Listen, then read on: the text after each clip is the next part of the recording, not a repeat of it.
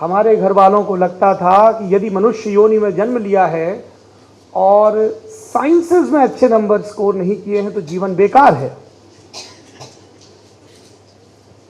और उन लोगों को लगता था कि उनको सही लगता है। ये दूसरी बड़ी दिक्कत थी।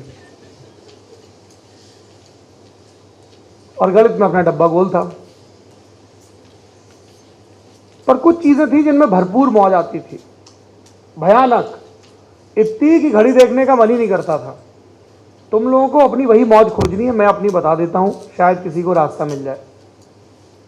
हमको कॉमिक्स पढ़ने में बड़ा मजा आता था। बस ये समझ में नहीं आता था कि सुपर कमांडो ध्रुव चड्डी ऊपर क्यों पहनता है, पर काम बढ़िया करता था वो। फिटनेस था। नागराज उतना कम पसंद था क्योंकि वो जैसे ही फंसता था सांप छोड़ देता था और बीन भी नहीं बजाता था गंबक। इससे अच्छी तो रंगोली थी, सुबह सवेरे मन डोले मेरा तन डोले गाती थी। तुम लोगों को रंगोली याद है कि सब उसकी बात की जनरेशन के हो? पापा से पूछना घर जाके बेटा। कुछ चीजें शुरू में आउट ऑफ सिलेबस लगती हैं, फिर और बड़े हुए तो कहानी पढ़ने में बड़ा लुत्फ आता था। तो जैसे ही अगली कक्षा की किताबें आती थी तो हम उसमें से हिंदी और अंग्रेजी इसी क्रम में उठाते थे और सब कहानियां पढ़ लेते थे। और हमको लगता था कि सिलेबस तो स्वाहा हो गया, क्या ही जरूरत है मैथ साइंस पढ़ने की। इतनी कंफ्यूजिंग चीज है देवियों और सज्जनों, मैथ और साइंस। मतलब एक गुरुजी आएंगे, बताएंगे धरती गोल है। अब गोल हमारी गेंद है, गेंद पे हम किसी को खड़ा करेंगे वो खड़े नहीं हो पाएगा, गिर जाएगा। फिर दूसरे गुरुजी आते थे, बोलते साहब गुरुत्वाकर्षण बल है। पर हमारे पिताजी जब हमको तमाचा मारते थे तो वो तमाचा नीचे नहीं गिरता था, सीधे गाल पे आता था। तब गुरुत्वाकर्षण बल काम नहीं करता था। यही सिखाते ना, मूविंग चीज है वो नीचे आएगी, प्रेशर लगेगा। तो उनका हाथ ऐसे आता तो ऊपर चढ़ता था, इसके वेलोसिटी से भी आगे तेजी से। तो साइंस अप्लाई नहीं हो रही थी लाइफ में ठीक से। कहानियों में बड़ा मजा आता था। कहानियों में भाषा थी, साहित्य में कविताएं थी और जो कुछ ऐसा कह देती थी जैसा ठीक ठीक हम महसूस कर रहे होते थे।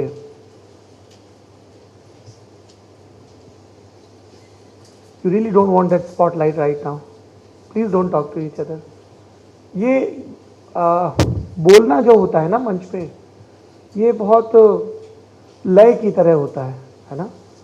तो आप बिल्कुल नहीं चाहेंगे कि धोखे से भी बाधा है। मैं कोई टेलीप्रॉम्प्टर नहीं पढ़ रहा हूँ, कुछ लोग पढ़ते हैं।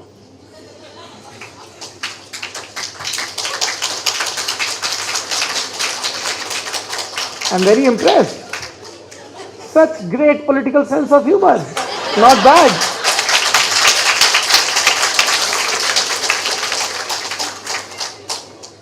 अब मौज आती थी हिस्ट्री पढ़ने में, हिंदी पढ़ने में, इंग्लिश पढ़ने में, थोड़ा बहुत पॉलिटिकल साइंस पढ़ने में। पर आसपास का तंत्र बताता था कि बेटा आईआईटी नहीं किया तो जीवन बेकार है। इसी कश्मकश में 18-20 साल कुर्बान हो गए और फिर पढ़ी हिंदी ही। क्योंकि एक वक्त आता है जब आपको लगता है कि अब अगर बगावत नहीं की खुद से, अपने इर्द गिर्द के लोगों से और अपने मन की नहीं की, तो औरों की तो छोड़िए, हम कभी खुद को माफ़ नहीं कर पाएंगे। तो इसलिए आपके लिए सबसे ज़्यादा जानना, लल्लन टॉप की जर्नी से भी ज़्यादा जानना ये ज़रूरी है कि वो कौन सी चीज़ है जिसके होने पर तुम अपनी नींद, अपनी सुध-बुध, अपने तमाम ज़रूरी काम भूल जाते हो। और अगर तुम्हें लगता है कि वो काम लोगों से बात करना है, अलग अलग इलाकों में जाना है, खाने के ज़रिए, कला के ज़रिए, भाषा के ज़रिए, विचार के ज़रिए उनको समझना है और फिर औरों को समझाना है, तो तुम सही पेशे में हो, सही दुनिया में हो। ये दुनिया जादू से भरी है और कितनी ही चाबियां हैं, कितने ही दरवाजे हैं जिन्हें खोलकर तुम अतरंगी और सतरंगी हो सकते हो। तो बहुत बहुत स्वागत है आपका इस कमाल की दुनिया में एक ट्रेनी के तौर पर, अगर आप इसके लिए तैयार हैं। पर क्या आप इसके लिए तैयार हैं? मैं कतई तैयार नहीं था। मेरा भी मीडिया में आने का वही सपना था जो आप में से ज़्यादातर लोगों का होगा। मैं मशहूर होना चाहता था, मैं प्राइम टाइम पर न्यूज़ पढ़ना चाहता था, कुछ सुंदर से मेकअप लगाने के बाद कोट और सूट पहनना चाहता था, बड़े बड़े लोगों के इंटरव्यू करना चाहता था और चाहता था कि मैं जहाँ जाऊँ भले ही सोया चाप खाने ही क्यों ना जाऊं, सेल्फी लेने वालों की भीड़ लग जाए, ऐसा मुझे लगता था। और मुझे लगता था कि मैं बोलूं तो विद्वता का ऐसा प्रभुत्व और ऐसा आतंक हो जाए कि सामने वाला सारे विस्मयादिबोधक चिन्हों से भर जाए। और पैसा, वो तो बहुत सारा चाहिए था, गिनते गिनते सीए थक जाए, इतना पैसा। कुछ द्वीप समूह थे जो खास मौकों पर खबरों में आते थे। बताया जाता है जिनके पास बहुत पैसा होता है वो एक नाव लेके जाते हैं और उन द्वीप समूहों में अपना पैसा धर आते हैं, उसको टैक्स हेवन कहते हैं। इतना नहीं चाहिए था। फिर पता चला कि कुछ संपादकों की आकांक्षाएं राज्यसभा लोकसभा की भी होती हैं, नथिंग रॉन्ग इन इट।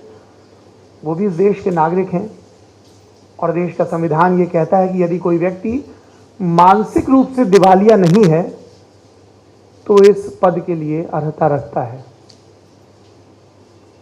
पर जब इस पेशे में आए, ये सब चीज़ें थोड़ी बहुत मिलने भी लगी तो समझ में आया कि इनकम से भी ज़्यादा ज़रूरी एक चीज़ है। एक सेठ, एक राजा, एक वैद्य, एक कवि, एक स्वर्णकार, एक ताम्रकार, एक लोहार, एक अस्तबल संभालने वाला, जब उसकी बुनियादी ख्वाहिशें पूरी हो जाती हैं तो वो क्या चाहता है। स्वामी विवेकानंद को क्या चाहिए था? बहुत बड़े घर से आए, प्रभुताई वाली पृष्ठभूमि से आए,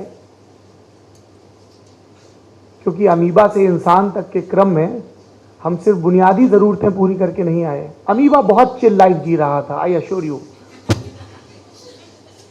राइट स्वाइप करता था तो भी मैच होता था, लेफ्ट करता था तो भी मैच होता था। अमीबा बहुत खुश था।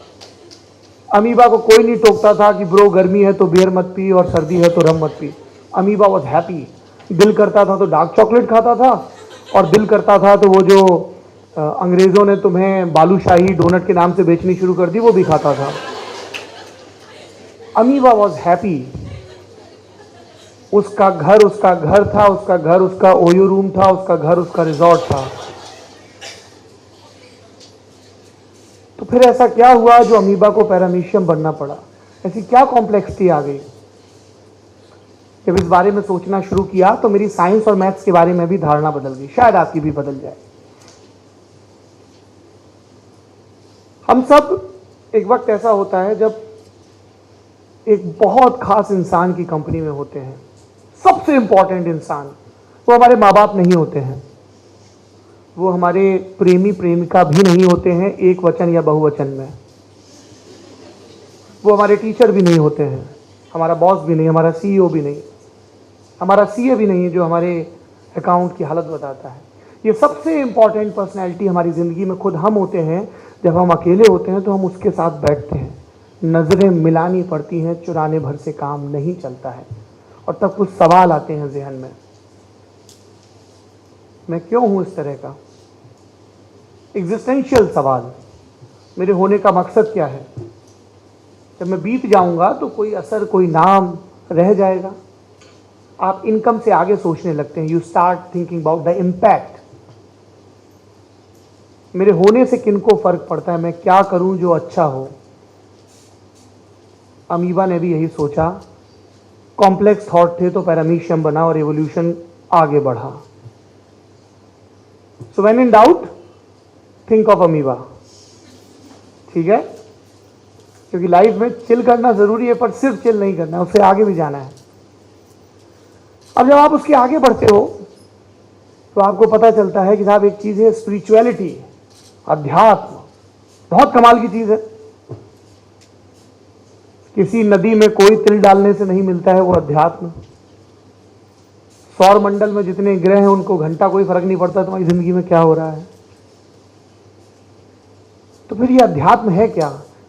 ये किसी चार दीवारी में नहीं है जिसको हमने मंदिर, मस्जिद, गिरजाघर का नाम दे दिया, गुरुद्वारे का नाम दे दिया। ये आपकी अपने आप से मुलाकात है। When you feel oneness, when you feel enlightened, और इस तक पहुंचने के, जैसे उस मायावी दुनिया में पहुंचने के कई रास्ते हैं,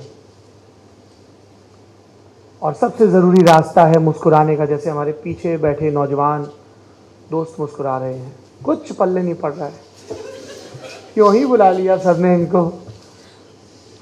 काफी हाई फाई बातें कर रहे हैं। Bro what's this spirituality like? Should I post about it on Insta or am I woke enough not to talk about it? रीलों में देखा था कुछ कूल चीज होती है। So when you start thinking about spirituality, when you start thinking about oneness, तब आपके पास फिर साइंस आती है, क्योंकि साइंस आपको बताती है कि आपको रैशनैलिटी खोजनी होगी, लॉजिक खोजना होगा। साइंस आपको बताती है कि आप जो कुछ कर रहे हैं वो आपके गुजरने के बाद गुजर नहीं जाएगा। There will be a DNA imprint. आप जितनी जिंदगियों से मिलते हैं, जिनसे बात करते हैं, जिनको प्रभावित करते हैं, जिनको पैदा करते हैं, जिनसे पैदा होते हैं, सब एक दूसरे से कनेक्टेड हैं। So you become more aware about your surrounding. एक जर्नलिस्ट के लिए थोड़ा सा स्पिरिचुअल होना ज़रूरी है, क्योंकि अदरवाइज आप दिन रात पावर के साथ इतना निगोशिएट करते हो, इतना इंटरेक्ट होते हो कि आपके करप्ट होने की गुंजाइश बढ़ जाती है। प्रभुताई का मद। मैं तो कलेक्टर को जानता हूँ, एसपी को जानता हूँ, डीजीपी को, मिनिस्टर को, पीएम को, सीएम को। देखा नहीं पिछले दिवाली मेले पे मेरी उनके साथ सेल्फी थी। आजकल सेंसेक्स ऐसे ही तय होता है जर्नलिस्टों का, कितने ताकतवर लोग उनके पास डायल पर हैं। पर अगर आपने स्पिरिचुअलिटी पढ़ी है और साइंस पढ़ी है तो आप इससे थोड़ा सा मुक्त रह सकते हैं, और तब आपको आने लगती है भरपूर मौज। क्योंकि जब आपको लगता है कि आप जिंदगी में बहुत बेकार हो, आप किसी काम के नहीं हो, तो आपको एक महान दार्शनिक का कथन याद आता है कि you are the most important carrier of this civilization, you are the most important carrier. और तुमने अगर इस इन्फो को पास ऑन नहीं किया, कुछ सांसें और नहीं ली, तो अमेजॉन के जंगल में तितली शायद न फड़फड़ाए, अफ्रीका में एक हाथी रास्ता भूल जाए, चाइना में एक बहुत इंपॉर्टेंट ट्रेड करने वाले की कॉफी में वैसी किक ना आए, और इंडोनेशिया में कोई ऐसी क्रांति हो जाए कि कोयले का दाम अचानक बढ़ जाए। तुम्हारे एक कदम से ये हो सकता है। Everything is very complex and interconnected. So you are the most important carrier. और कभी जब तुम्हें लगे कि तुम्हारे अंदर बहुत गुरूर आ गया है, तो कार्ल सीगल की पेल ब्लू डॉट की थ्योरी याद करो। You are nothing but a cosmic particle. तुच्छ हो, धरती से 3.5-4 अरब प्रकाश वर्ष दूर एक तस्वीर खींची गई, एक बहुत शक्तिशाली टेलीस्कोप के जरिए, और जिसमें ये नन्हा सा, टिमटिमाता सा, कहीं किनारे जब तब जलता बुझता एक निशान दिखता है, एक पेल ब्लू डॉट दिखता है। हम और आप इसको पृथ्वी कहते हैं। अब आप खोजिए इसके किस अक्षांश और देशांतर पर आपका गुजर बसर है। आपके आधार पर, आपके पासपोर्ट पे क्या एड्रेस लिखा है?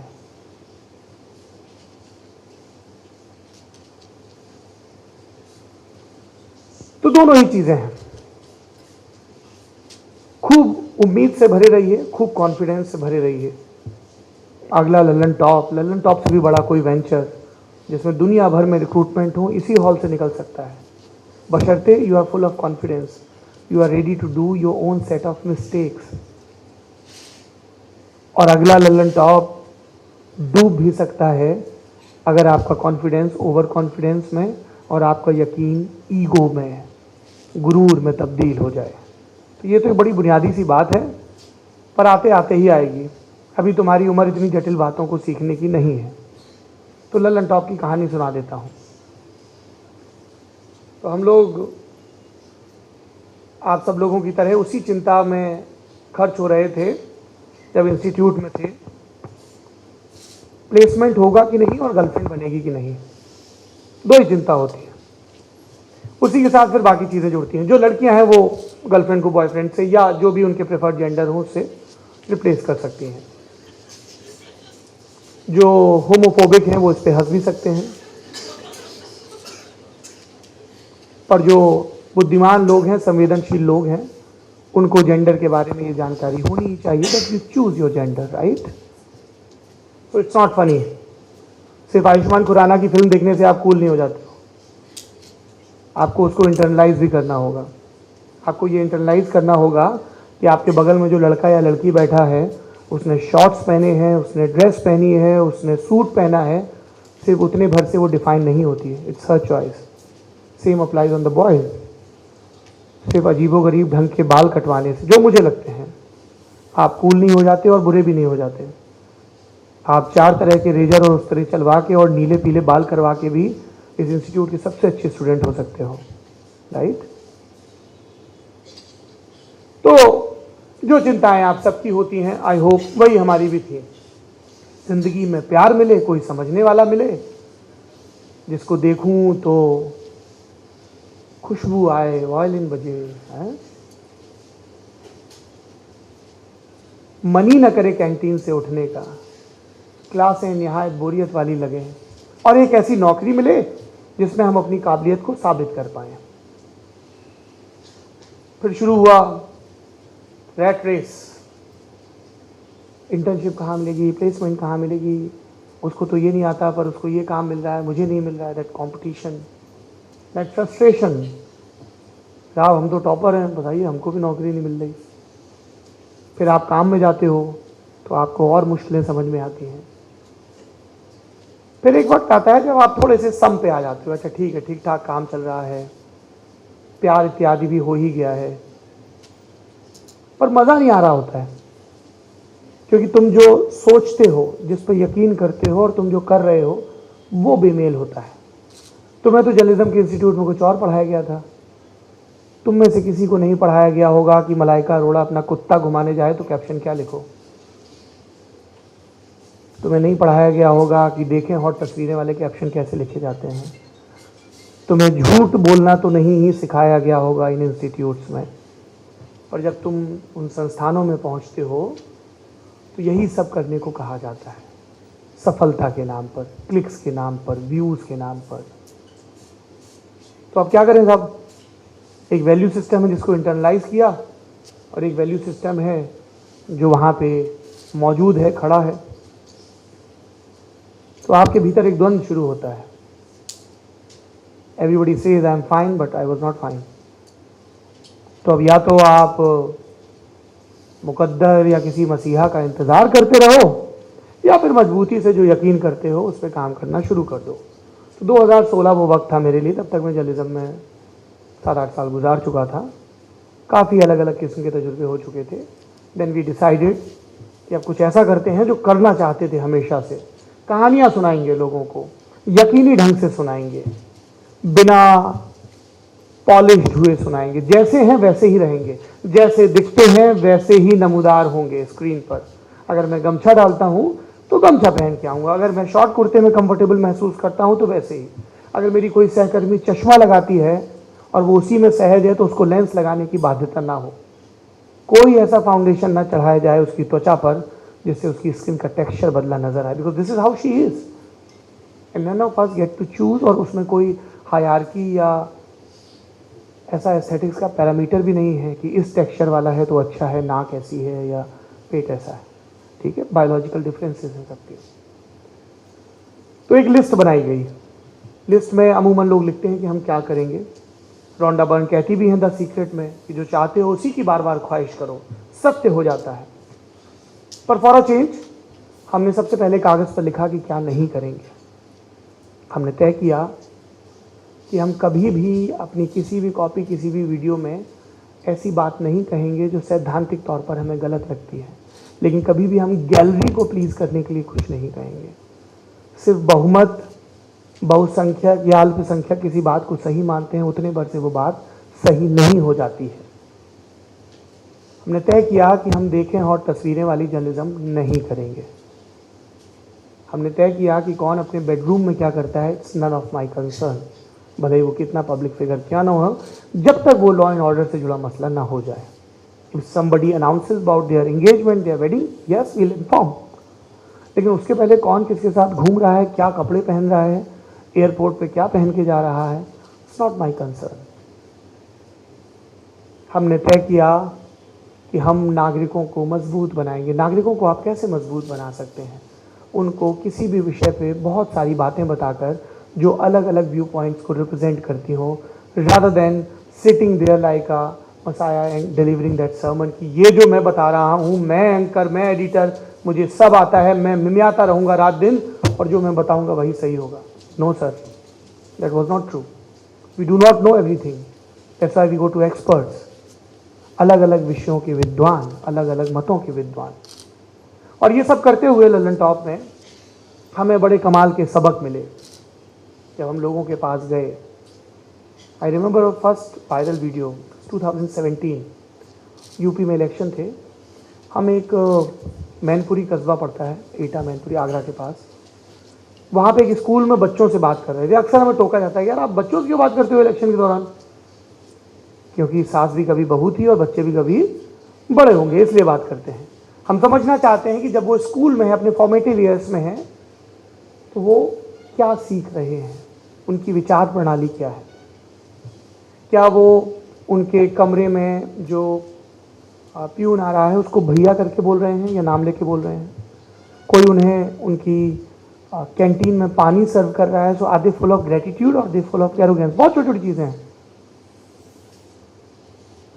कितनी दफ़ा ऐसा हुआ कि जब आप लिफ्ट से निकले हों, गेट से निकले हों और वहाँ एक सिक्योरिटी गार्ड खड़ा हो और आपने उसको थैंक यू बोला हो, क्योंकि उसने आज ये पूरे दिन इंश्योर किया कि कोई भी ऐसा व्यक्ति तुम्हारे कैंपस में ना घुसे जिसको यहाँ नहीं होना चाहिए था। ग्रेटिट्यूड। और वो ऐसे नहीं कि एक भाषण दिया तो आ जाएगा, तो आपको अंदर से फील करना पड़ेगा। तो we were full of gratitude कि हमारे हाथ में माइक था, कैमरा था और हमें मौका मिल रहा था और लोग हमसे बात करना चुन रहे थे। सो आई मेट अ बॉय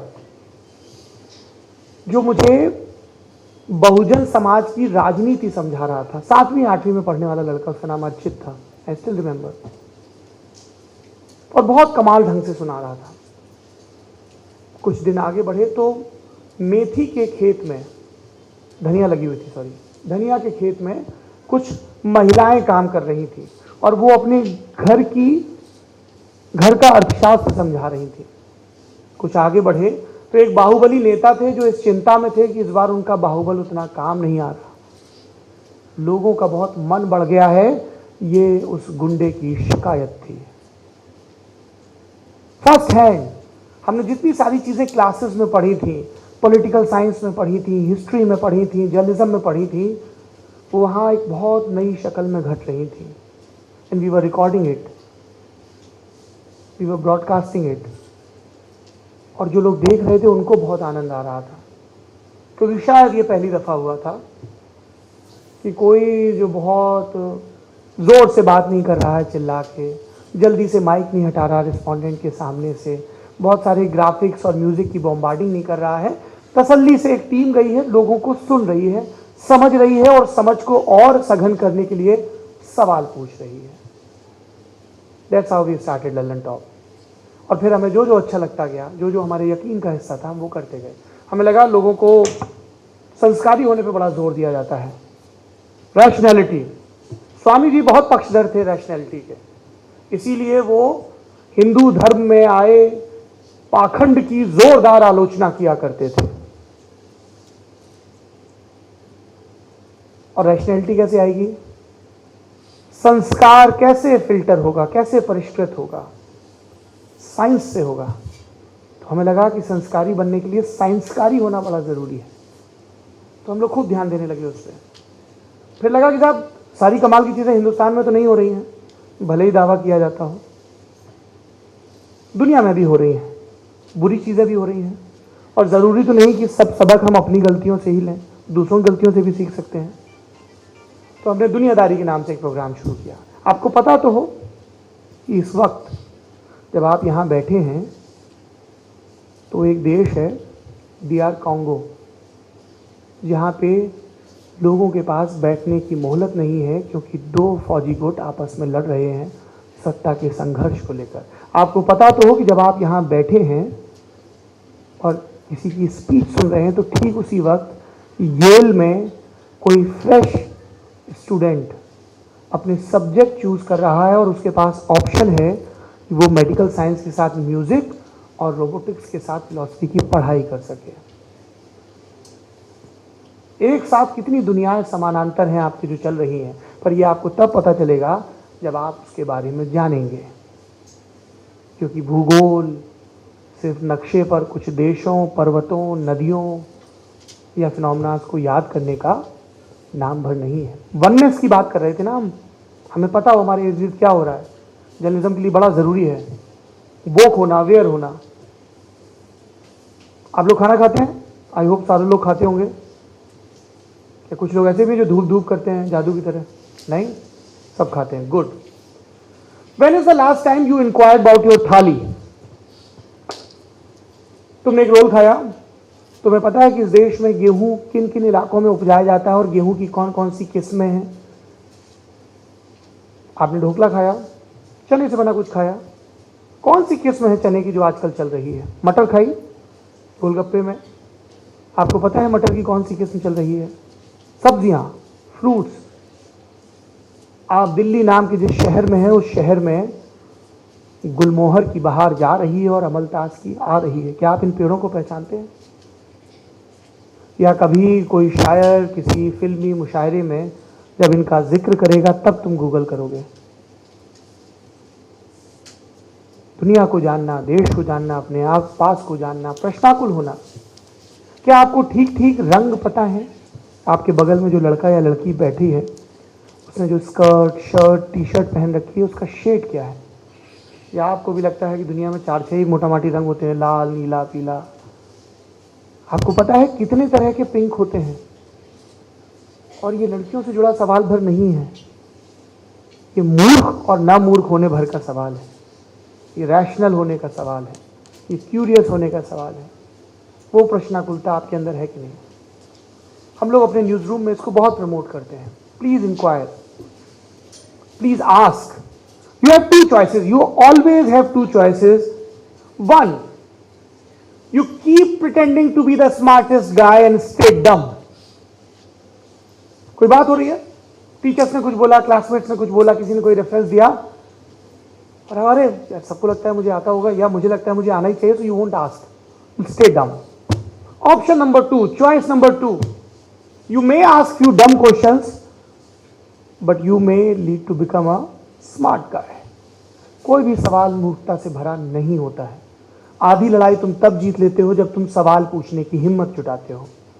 वरना कितने गेस्ट आए इस पोडियम के पीछे खड़े होकर एक ओज से भरा लेक्चर देकर चले गए, तुम सोचते रहे इसमें ये जो बात बोली इससे मेरी इत्तेफाकी है ना इत्तेफाकी, मैं ये पूछ लूं क्या?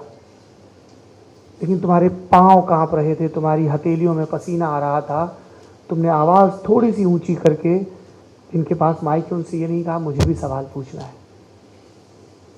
बहुत हिम्मत लगती है ना एकदम से स्पॉटलाइट में आने में। मैं पूछ पाऊंगी क्या? मेरा कंपोजिशन ठीक होगा क्या? मेरा डिक्शन ठीक है क्या? मेरी आवाज निकल पाएगी क्या? मेरे इर्द गिर्द के लोग क्या सोचेंगे? जर्नलिस्ट को इन सबसे बेपरवाह होना चाहिए।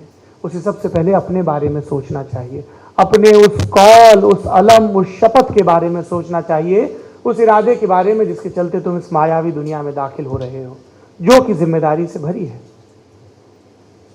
प्रश्नाकुलता। आखिरी में 3 शब्द हैं और एक घटना है। वो 3 शब्द हमारा संकल्प और सबक हैं और वो एक घटना हमारी शाबाशी है। और उसके बाद we'll open the floor for Q&A, right? 3 शब्द हैं जो हमारे न्यूज़ रूम में लिखे हुए हैं, हमारे दिमागों में लिखे हुए हैं। मैं आप लोगों को वो लल्लन टॉप का सीक्रेट बता के जा रहा हूं। अगर आप लोगों ने इसको अपना लिया तो अच्छे पत्रकार बने ना बने, अच्छे इंसान बन सकते हैं। प्रोबेबिलिटी थोड़ी सी बढ़ जाएगी और ये लाइफ में बाकी चीज़ों में भी बहुत काम आता है। मेरा पेटेंट है पर आप लोगों के लिए थोड़ा सा रिलीव कर दे रहा हूं। पहला शब्द है स्पष्ट, क्लैरिटी। तुम जो बोल रहे हो, तुम जो लिख रहे हो, तुम जो बता रहे हो, तुम जो कर रहे हो, उसके बारे में तुम्हें क्लैरिटी है क्या? तुम गए एक वीगन कॉफ़ी शॉप में, तुमने कबूचा पी लिया, तुम गए तुमने कुछ ऑर्डर किया, तुम गए तुमने कुछ पहन लिया, तुमने कोई किताब पढ़ ली, उसके बारे में बात कर ली, तुम्हें पता चला अच्छा साहब हिंडनबर्ग की रिपोर्ट आई है, अच्छा अडानी ग्रुप पे आई है, अच्छा उन्होंने शॉर्ट सेलिंग की है। आपने बोल दिया हाँ ब्रो उन्होंने शॉर्ट सेलिंग की है। आपको पता ही नहीं शॉर्ट सेलिंग क्या है। क्लैरिटी होनी चाहिए। Everything you right, everything you speak, आपको खुद स्पष्ट होना चाहिए। हमारे न्यूज़ रूम में पहला है, एक भी शब्द ऐसा मत लिखो जो तुम्हें ना पता हो, जो तुम बोलते नहीं हो अपने दैनंदिन जीवन में। एक भी शब्द, एक भी वाक्य ऐसा मत लिखो जो तुम्हें समझ में ना आ रहा हो। ऐसे लिखो कि स्पष्टता रहे, पहले तुम्हारे जहन में, फिर पढ़ने वाले के। दूसरा मंत्र स्पष्ट के बाद है सरल, simple. Can you keep it simple? Please don't make it complex. क्या आप मुझे ये बात आसान भाषा में समझा सकते हैं? जैसे वो 3 इडियट्स फिल्म में है ना, आमिर खान और प्रोफेसर के बीच बहस चल रही है, मशीन पढ़ाई जा रही है, तो वो चतुर एक बड़ी कॉम्प्लेक्स सी डेफिनेशन बताता है, और आमिर का किरदार क्या कहता है? जो हमारे काम को आसान करे वो मशीन है। सिंपल, सरल चीजें समझ में आती हैं। तो दूसरा काम है पत्रकार का कि वो चीजों को सरलता से पेश करे, और ये सबसे जरूरी काम है। क्योंकि जब तुम ये चिंता करते हो कि साहब कैसा लोकतंत्र है, कोई फ्री तेल पर बिक गया, कोई फ्री आटे पर बिक गया, तो आप भूल जाते हो कि इस लोकतंत्र में नागरिकों को सक्षम, सबल, जागरूक बनाने की जिम्मेदारी हमारे पास थी। पर जिनके पास ज्यादा ज्ञान था उन्होंने जटिल लैंग्वेज चुनी, उन्होंने अंग्रेजी और दूसरी भाषाओं में लिखना चुना, और जिनको समझाया जाना था उनकी जो जबान थी उसमें किसी ने ये जटिल चीजें आसान ढंग से नहीं बताई। उनको नहीं बताया कि तुम्हारा एक वोट सिर्फ इतना भर तय नहीं करता कि तुम्हारे दरवाजे पर हैंडपंप लगेगा, खड़ंजा बिछेगा, सीसी रोड होगी या नहीं। तुम्हारा एक वोट ये भी तय करेगा कि तुम्हारा बेटा या बेटी जब स्कूल जाएंगे तो उनको किस तरह की शिक्षा मिलेगी। ये हमारा काम है, आपका काम है, इंटेलिजेंसिया का काम है। सरल बनाना ज्ञान को, रिलेटेबल बनाना, इजी बनाना, भयाक्रांत ना करना। ऐसा होता ना, एक व्यक्ति आए एकदम से बड़े शानदार उजले कपड़े, और वो एक ऐसी भाषा में बात करे, आपने यार कुछ अद्भुत बात कर रहा है, बस समझ में नहीं आई, तो आप उससे भयभीत महसूस कर सकते हैं, प्रभावित भी हो सकते हैं, उससे प्रेम नहीं कर सकते, उससे रिलेट नहीं कर सकते। तो पहला फॉर्मूला है स्पष्ट, दूसरा फॉर्मूला है सरस। कितना फॉर्मूला बचा? एक और बचा। ये सबसे ज्यादा जरूरी है और जिंदगी खर्च हो जाती है इसको साधने में। इस तीसरे जादुई शब्द का नाम है सरस, मजेदार। तुम जो बता रहे हो वो तुम्हें आता है, तुम जो बता रहे हो तुमने उसे आसान भाषा में मुझे बता दिया, पर क्या तुम उसे मजेदार बता सकते हो ढंग से? उसके साथ कोई किस्सा बता दो, कोई कहानी बता दो, कोई ऐसा आंकड़ा, कोई ऐसा तजुर्बा कि वो मुझे याद रह जाए। ये सबसे जटिल काम है। आप सब लोग यहां बैठे हैं, कभी ना कभी 11वीं 12वीं में रहे होंगे। अपने दिमाग में एक अभ्यास करिए, अभी करिए। क्या आपको, मान लीजिए कि आप 11वीं क्लास में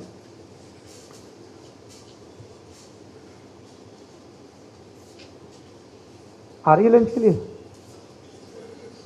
कैंसिल कर दी उसने डेट।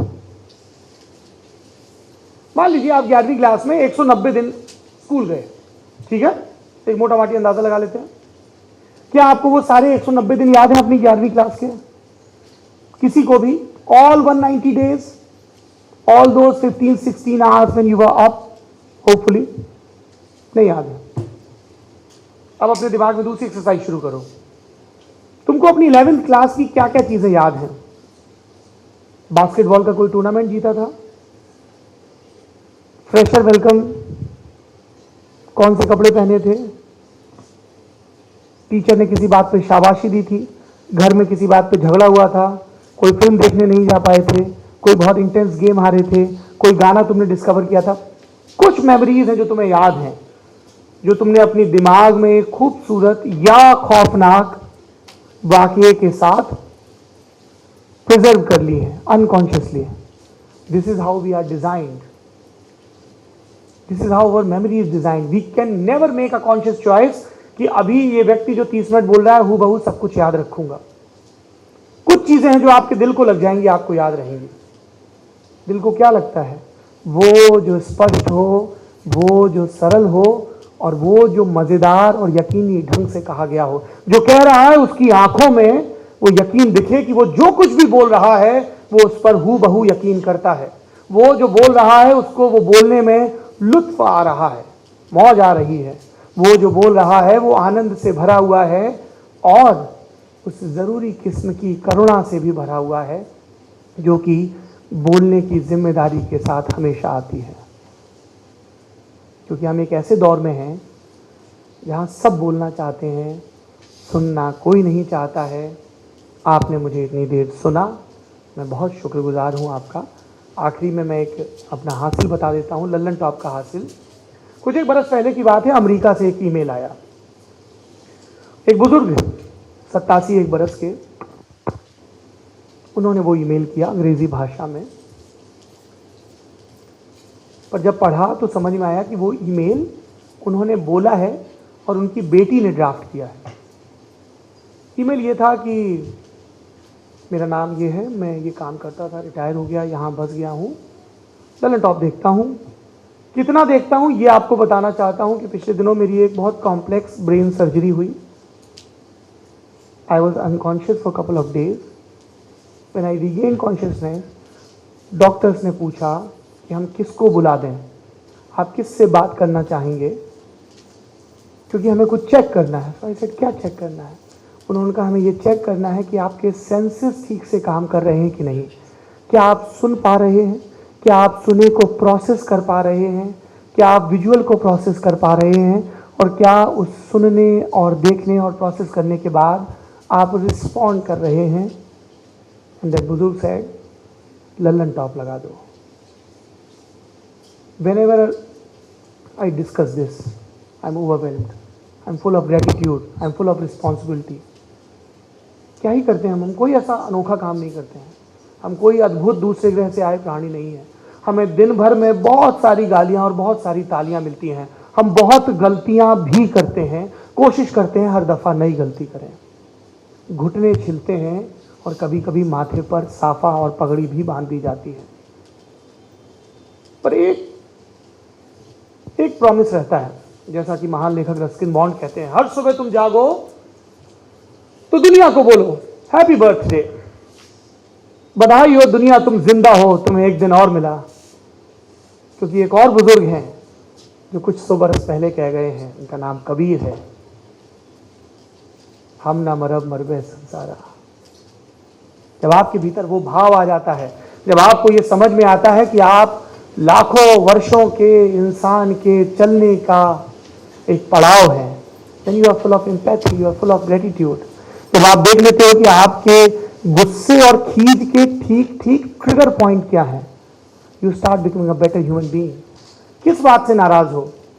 तुम्हारी शर्ट को कुछ कम अच्छी है, तुम्हारे पास एक महंगे ब्रांड का चश्मा नहीं है, तुम्हारे असाइनमेंट में कम नंबर आए, दुनिया ने जो खूबसूरती के पैमाने तय किए हैं उस पर तुम कुछ कम फिट बैठते हो।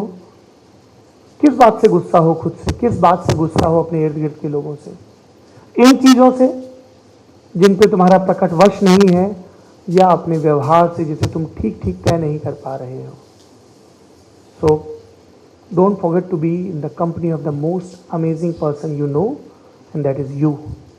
अपने साथ बैठो, एकांत में बैठो और फिर पूछो कि गुरु मौज किस चीज़ में आती है। Thank you.